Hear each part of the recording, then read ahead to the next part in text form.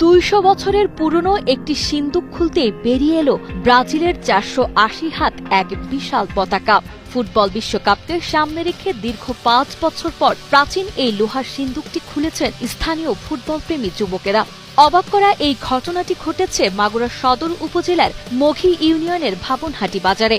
সেখানের এক ধান গুদামের সযত্নে রাখা ছিল ইতিহাসের সাক্ষী এই সিন্দুকটি। এই সিন্দুকের বয়স 200 বছর, অর্থাৎ এই সিন্দুক আমার দাদার পূর্বপুরুষ থেকে এটা ব্যবহার করে আসছে। নিরাপত্তার কারণেই সিন্দুকটি ব্যবহার করা হয়, সেই ক্ষেত্রে আমরা নিরাপত্তার ক্ষেত্রে আমরা ব্রাজিলের পতাকাকে সিন্দুকে রাখছি। যুবকেরা জানান, আগের 2 বিশ্বকাপে বানানো এই বিশাল পতাকার সাথে এবার স্থানীয় দর্জির মাধ্যমে আরো 200 হাত নতুন কাপড় যুক্ত করার প্রস্তুতি নিচ্ছেন তারা।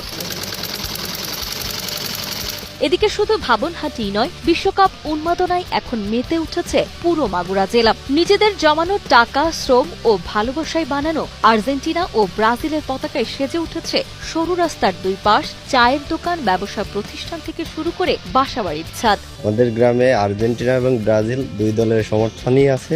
2 দল মিলে চায় যে আর্জেন্টিনা এবং ব্রাজিল বিশ্বকাপ ফাইনাল খেলুক, আমরা উপভোগ করি। তরুণদের কাছে সমর্থন করা দল ভিন্ন হতে পারে, কিন্তু উৎসব একটাই। 2 শতাব্দীর পুরনো সিন্দুক থেকে বের হওয়া এই পতাকা তাই শুধু কাপড়ের টুকরোই নয়, বরং ফুটবলকে ঘিরে তৈরি হওয়া এক বন্ধুত্ব, সম্প্রীতি আর ভালোবাসা। আমাদের গতবারের মতন এবারও আমাদের একটা শক্ত অবস্থানে আছে। আমরা গতবার আমাদের ব্রাজিলের যারা আমাদের ভাই ছিল তারাও বৃহৎ একটা পতাকা উদ্বোধন করছে, আমরাও এবার করছি।